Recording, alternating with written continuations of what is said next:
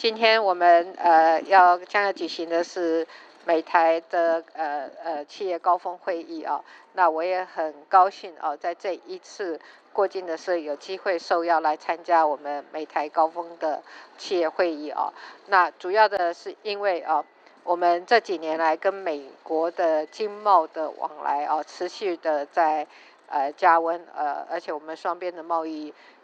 的金额也越来越高啊。那代表的是我们双方的经贸的关系是越来越密切啊。那么，但是在近来的国际经济环境的变动当中我们各自的产业跟企业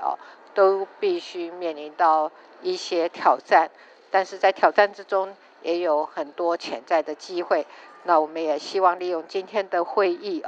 来讨论一下我们各自面对的挑战与机会。那么更重要的是，我们可以寻求我们双方合作的机会那这次过境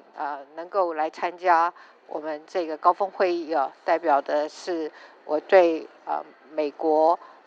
跟台的